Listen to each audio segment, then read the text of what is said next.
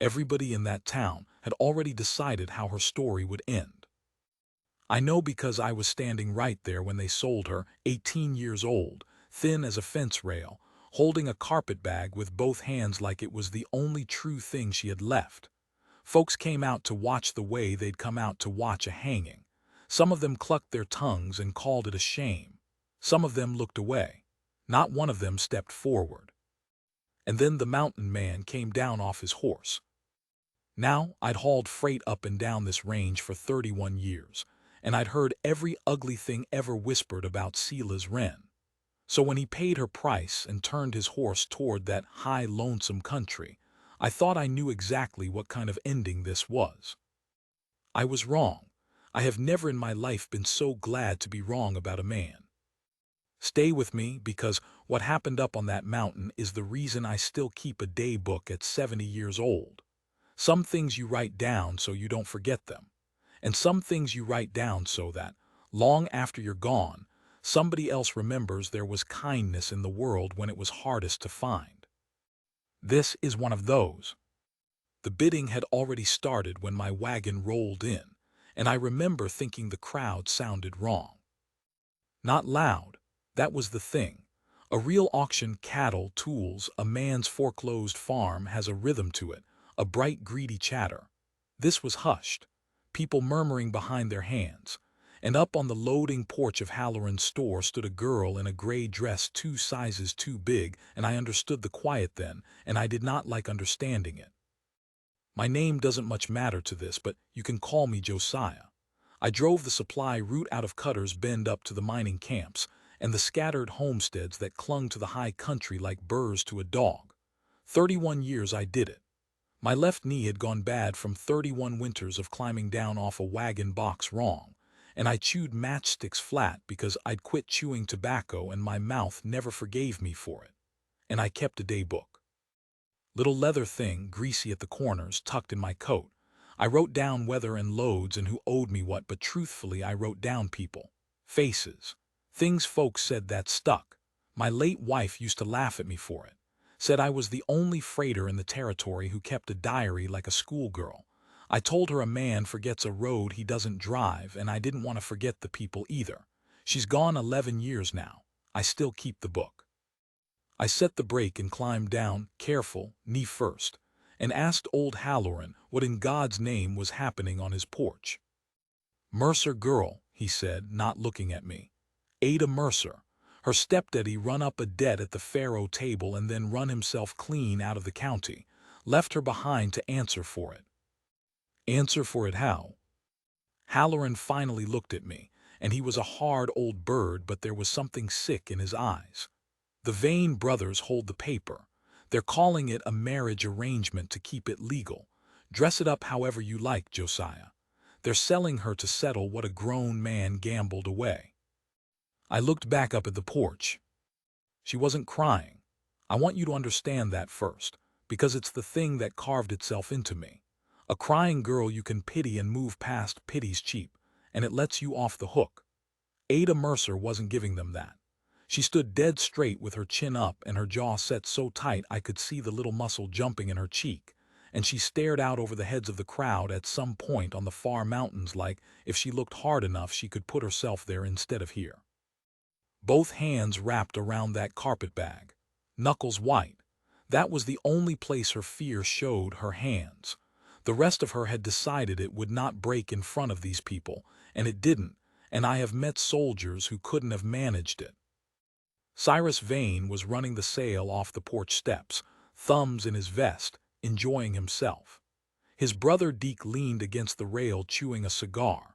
Between them they owned the saloon, half the debts in the county, and the particular kind of law that money buys in a place too small for anything better. "Come on now," Cyrus called out, all velvet. "Strong girl, healthy, cooks, sews, keeps a house. A man alone could do worse."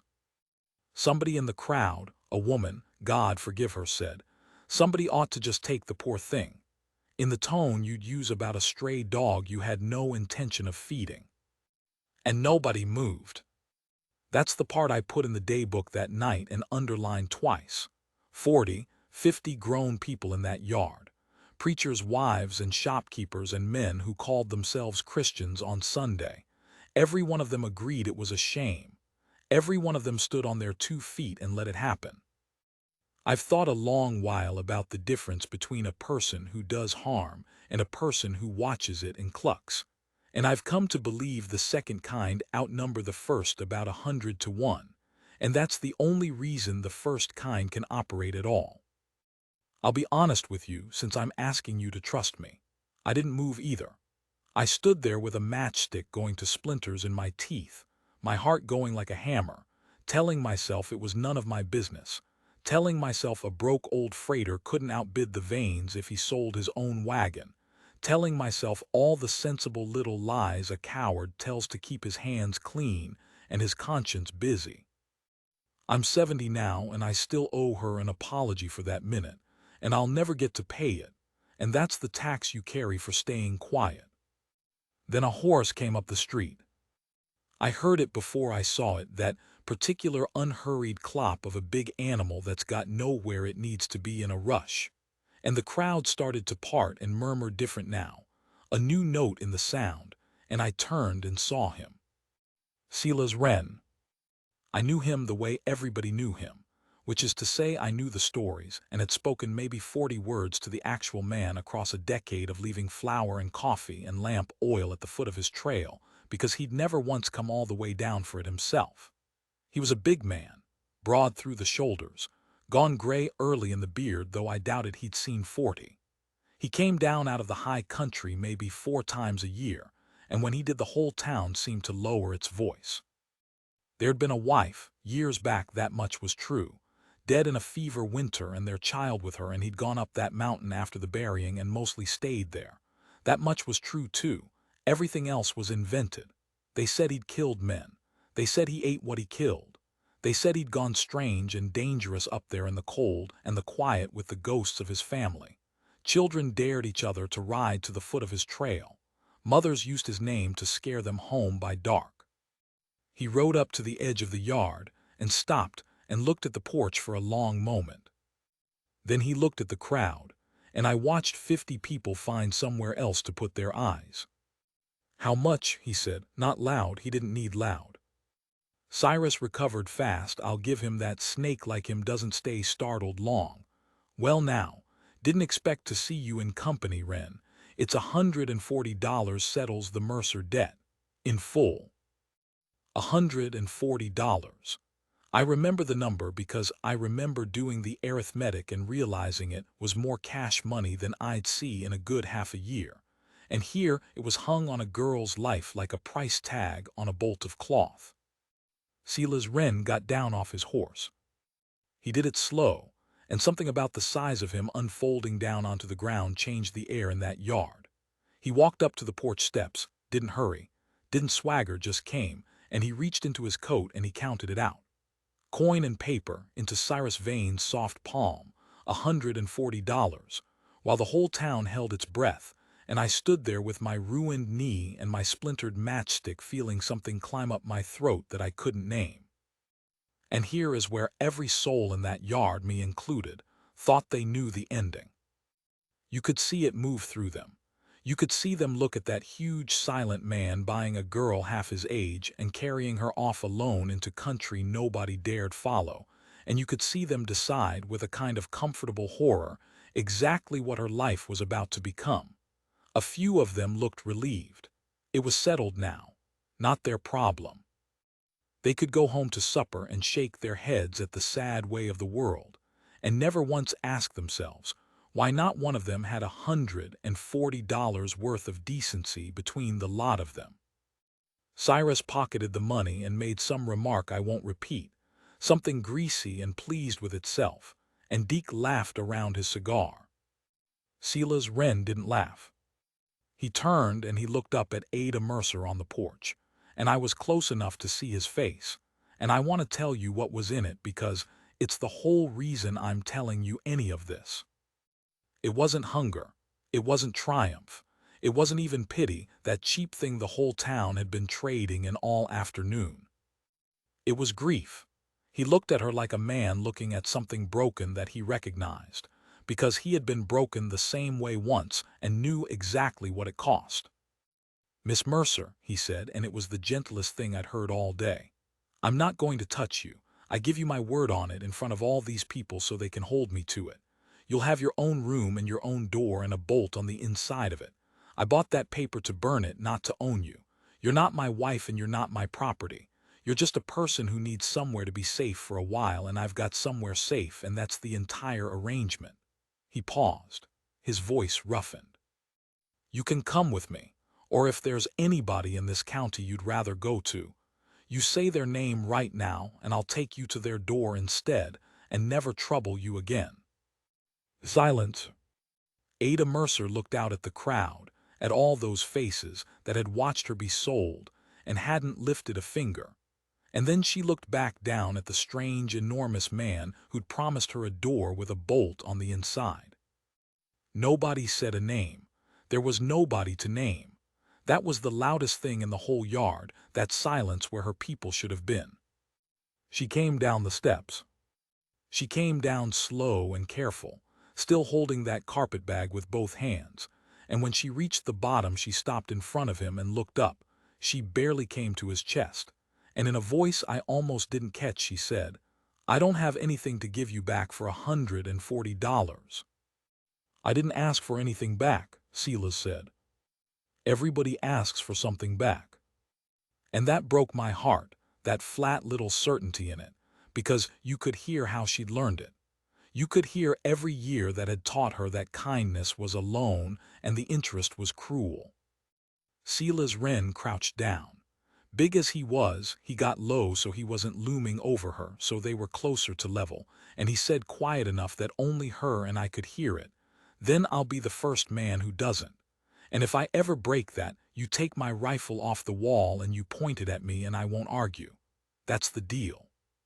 She studied him a long time. Then she nodded once, and that was all, and it was everything.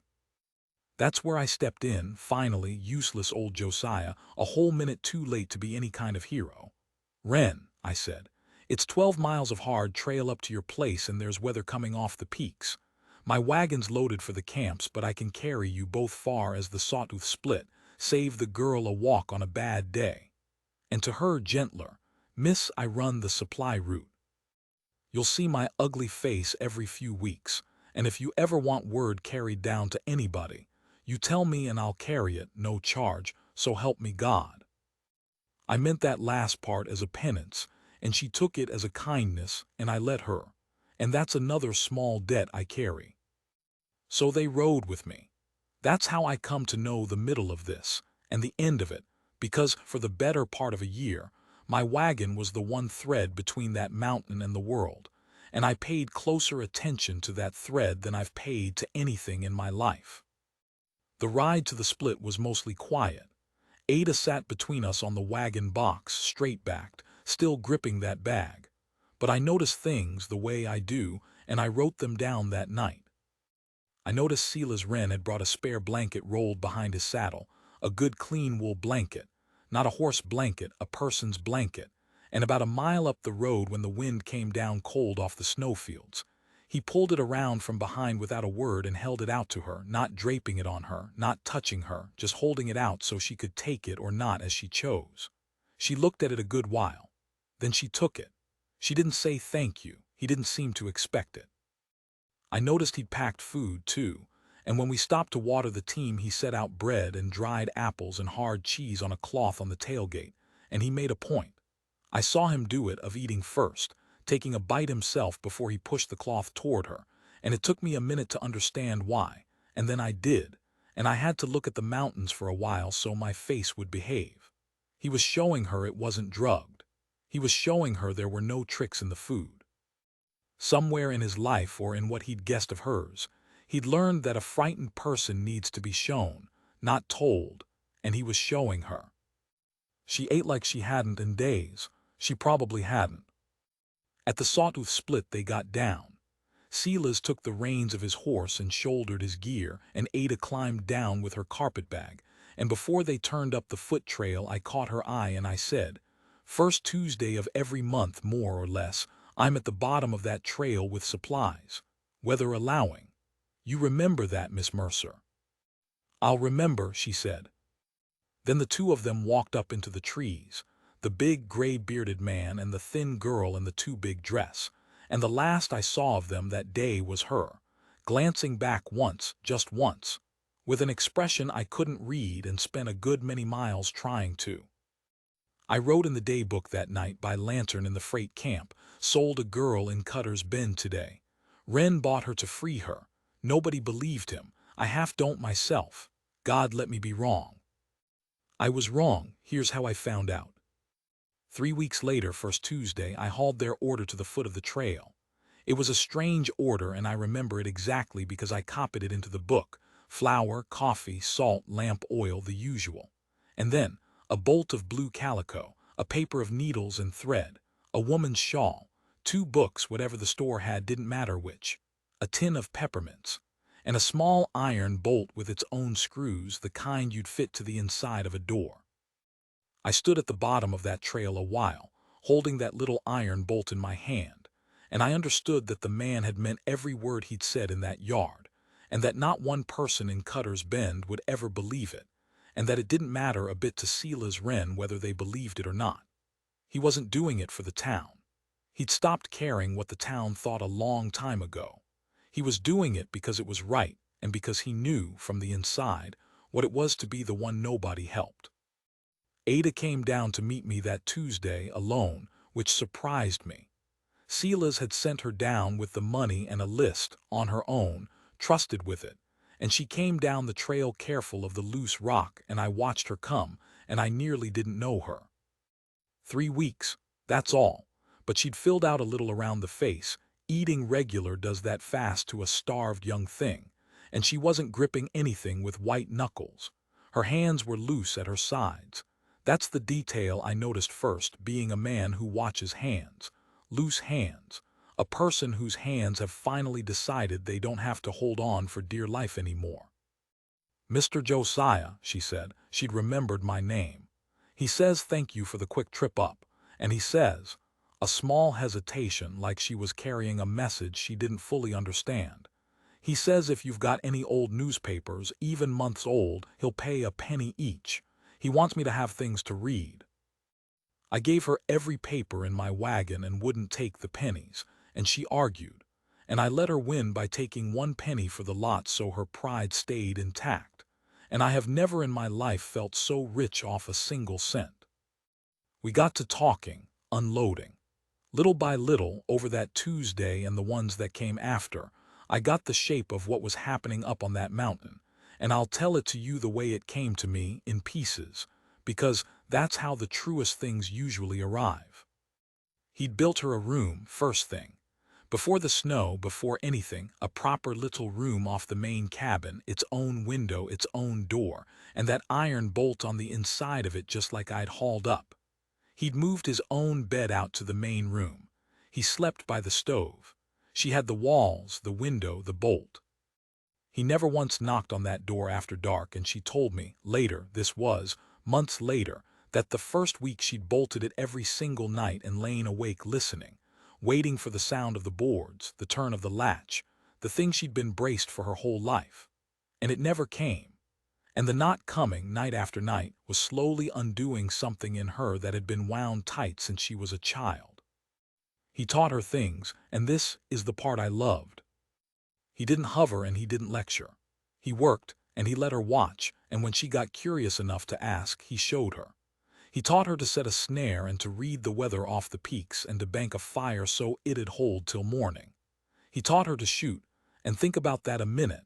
A man handing a loaded rifle to a girl he'd bought at auction, putting the power to end him right there in her hands, teaching her to aim it true. That's not a man planning to give a person any reason to point it at him. That's the opposite. That's a man saying you are safe, and I'll prove it by making you dangerous. She was sharp, is the thing. Nobody had ever bothered to find out. She'd been treated like a mule that could stitch a hem, and it turned out she had a quick, clean mind that ate up those old newspapers and those 2 books from the store and asked Silas questions he had to think hard to answer. She learned to read better in a few months up there than she had in 18 years down here, because for the first time in her life somebody wanted her to. But I don't want to make it sound like a fairy story, because it wasn't, and Ada Mercer would haunt me for lying to you.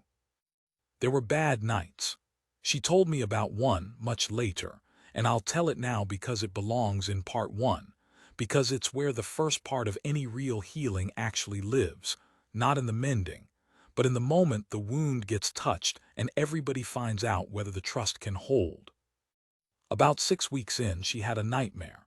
The kind that had ridden her for years, and she came awake screaming before she knew where she was, screaming in that dark little room, back in whatever memory the dream had dragged her into. And Silas woke to it. Any man would. He came to her door, she heard him, heard the big boards take his weight, heard him stop outside it, and she said the whole world went to ice in her chest, because this was it. This was the moment the deal turned out to be a lie, like every deal had always turned out to be a lie. He didn't open the door. It was bolted, but he didn't even try it. Through the wood, quiet, he said, "Ada, it's Silas. You're on the mountain. You're in your own room and the door's bolted from your side and nobody can get to you, not even me. There's a bad wind, but the cabin's tight. I'm going to go put wood on the stove and make coffee, and if you want, when you're ready, you can come sit by the fire and I'll leave the far chair for you and I won't come near it. And if you'd rather I go back to bed and leave you be, you knock once on the wall and I'll go, and we won't ever speak of it. Whatever you need. There's no wrong answer." And then he went away from the door. She lay there a long time, she said. And then she got up, and she unbolted her own door, her choice, her hand, her bolt. And she came out and sat in the far chair by the fire.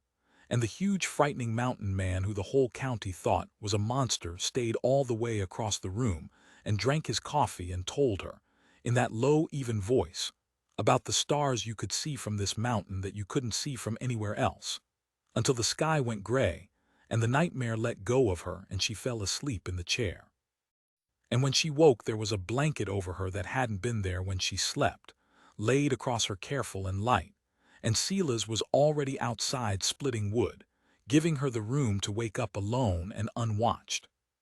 She told me that story with tears standing in her eyes but not falling, that same iron she'd had on the auction porch, and she said, "Nobody ever gave me a chair by the fire and asked for nothing, Mr. Josiah. I didn't know a person could do that. I didn't know it was allowed. I didn't know what to say to that. I still don't. I just wrote it in the book. Now I'd be cheating you if I made you think it was all tenderness and healing from there on, tied up neat. Because up in Cutter's Bend, the story the town told itself was not the story that was actually happening. And a story a whole town believes has a weight to it. It moves. It causes things. The Vane brothers had their $140, but greed like theirs is a bottomless bucket, and word had reached them through me. God help me, I'm ashamed to say I let it slip in the wrong ear that the Mercer girl was thriving up there. Fed, taught, treated gentle. And to a man like Cyrus Vane, a girl who'd become a person again was a girl who was worth more than $140. He got to thinking. He got to talking to a lawyer he owned. He got to wondering whether a debt paper dressed up as a marriage might be dressed up further, and whether there mightn't be a way to say the arrangement was never properly legal, was never a true marriage at all, and that the girl, and whatever a strange rich hermit might pay to keep her safe, was still, in the eyes of a bought judge, very much for sale. The last Tuesday of that autumn, I hauled the usual load to the foot of the trail, and Ada came down to meet me, and she was different again, but not the good different this time. Tight around the eyes. Hands gripping again, I noticed. Back to gripping. "Mr. Josiah," she said, and her voice was low and fast. "Two men came up the trail yesterday. Silas ran them off. But one of them, the fat one, the one who ran the sale." "Cyrus Vane," I said, and my stomach went to lead. "He said it's not finished. He said there's papers. He said," and here her iron cracked, just a hairline, just for a second. "He said a sale can be undone same as it can be done, and that come spring he'd be back up the mountain with the law, and there wasn't a thing the crazy old bear could do to stop it, on account of it's all legal, on account of it was always going to be legal, and that Silas had just been fool enough to make me worth the trouble of coming back for. The wind came down cold off the snowfields, the way it had that first day. She looked at me with those eyes that had learned too early that kindness was a loan, and the interest was cruel, and she said the thing I've never been able to shake. He gave me a door with a bolt on the inside, Mr. Josiah, and now they want to come and take the door. Spring came late and mean that year, and it brought Cyrus Vane back up the mountain with a piece of paper and a man with a badge, and it fell to me to see the whole thing, because I was the one who hauled them. Let me be plain about my part in it, since I've been plain about the rest. I didn't want to carry them. I hated every mile of it. But Cyrus Vane owned enough of Cutter's Bend that a freighter who refused his coin was a freighter who'd find his warehouse rent doubled and his route contracts vanished. And I told myself, that same old coward's arithmetic, that if I was going to be up that trail when it happened, at least there'd be one honest witness in the party. That's the lie I comforted myself with on the ride up. I've decided since that it wasn't entirely a lie. A witness matters, but I'd have thought better of myself if I'd refused the coin and walked. You spend your whole life learning the difference between the thing that's true and the thing that lets you sleep, and mostly you learn it about 10 years too late to use it. So, late April. Snow still deep in the shadowed folds of the mountain but going soft and rotten in the sun. Me driving as far as the Sawtooth Split, then the three of us on foot and horse up the last miles, Cyrus wheezing and sweating in a town coat, the deputy young and uneasy and clearly wishing he were anywhere else, and me bringing up the rear with my bad knee screaming on every rise, chewing a matchstick down to pulp. The deputy's name was Ellis. I'll come back to Ellis. He turns out to matter.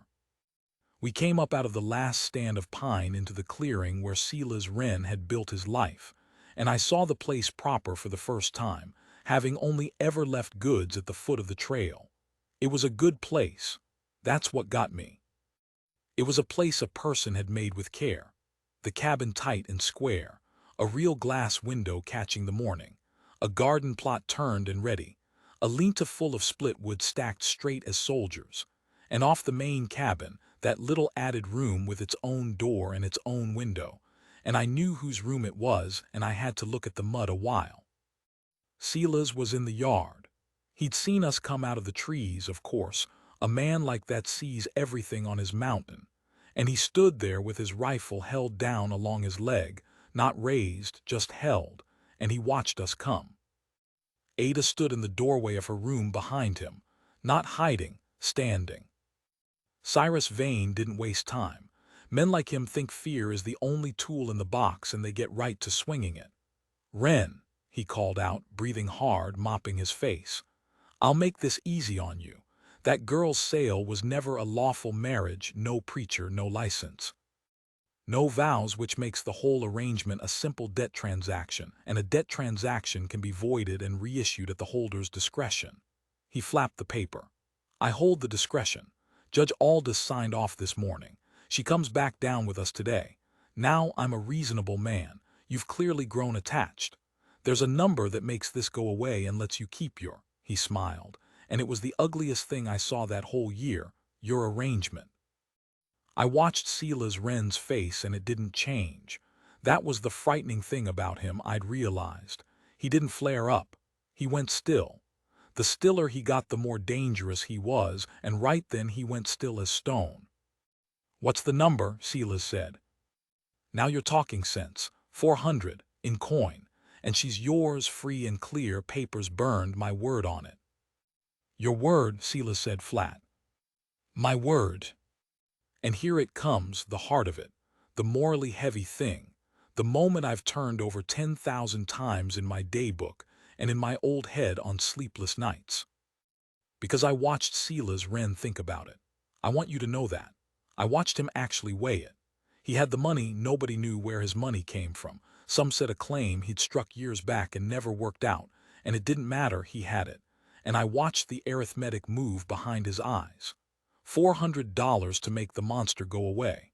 $400 to keep Ada safe on this mountain without a fight that might get somebody killed. It would have been the easy thing. It would have looked from the outside like the kind thing. And then I saw him decide against it, and I saw it cost him, and I finally understood the man all the way down.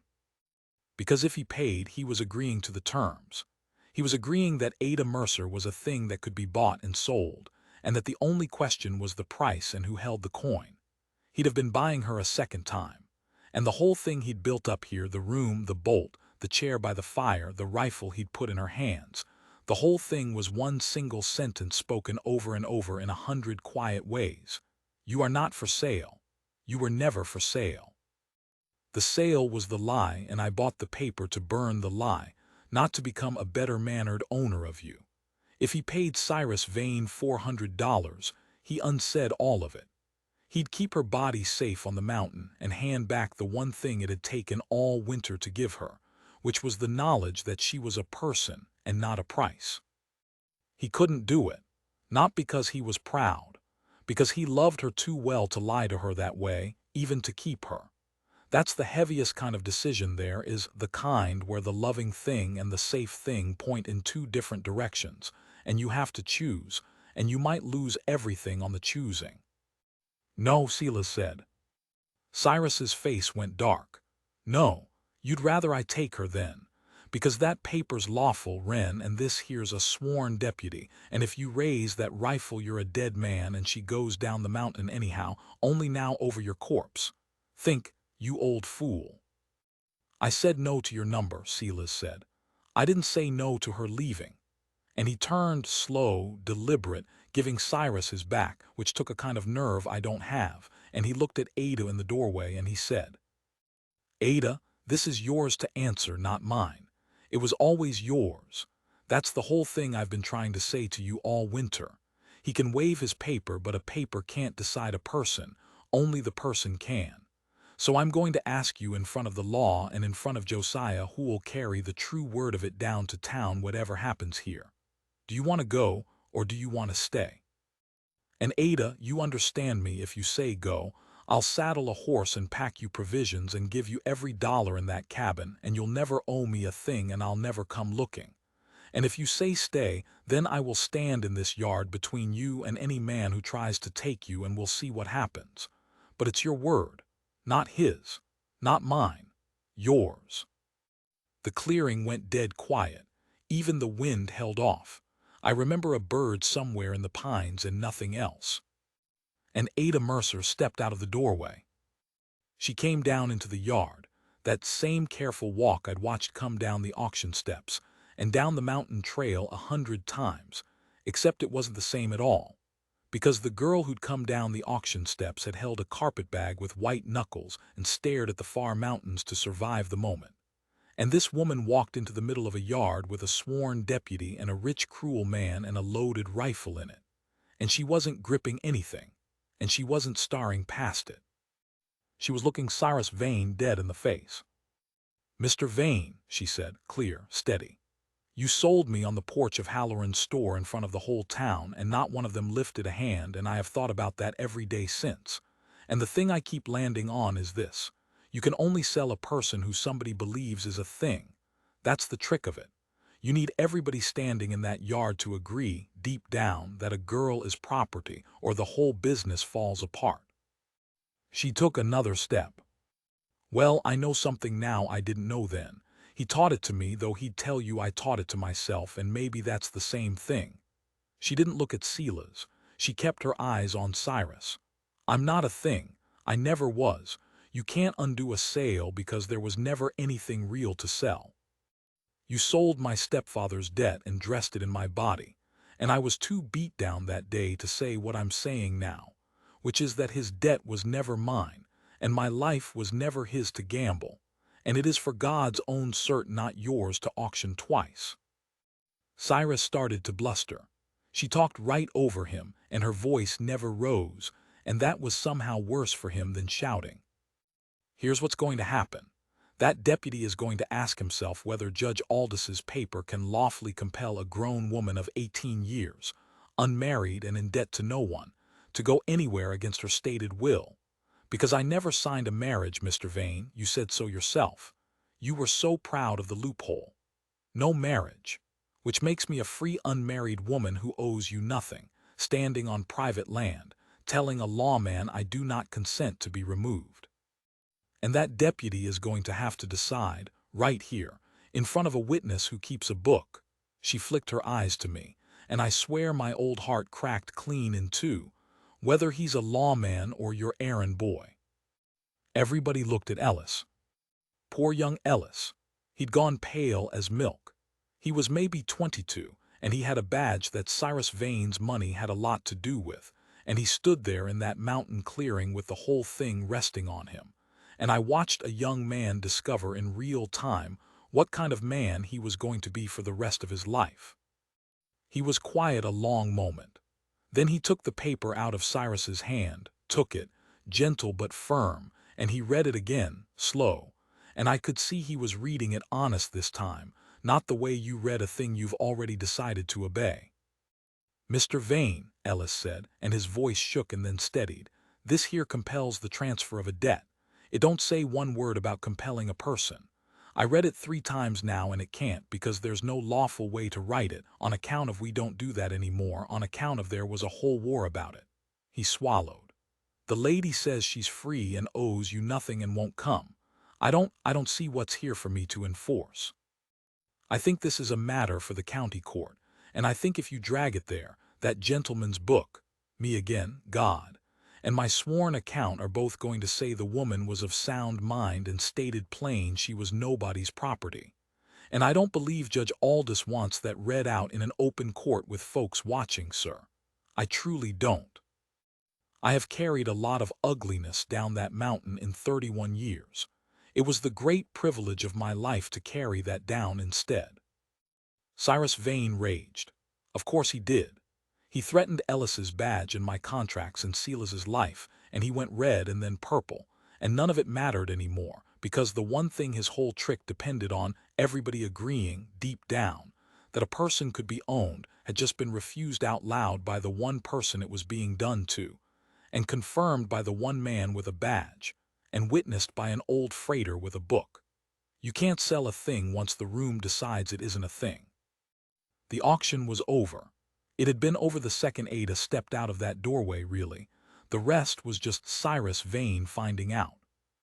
He left, him and his voided paper, back down the mountain.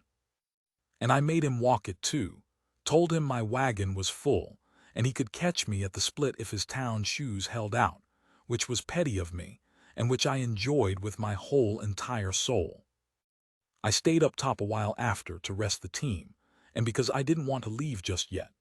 Ellis stayed too, gone quiet, a young man who'd have to ride back down to a town where he'd just made a powerful enemy. And Silas, this is the last thing I'll tell you about the size of the man's decency.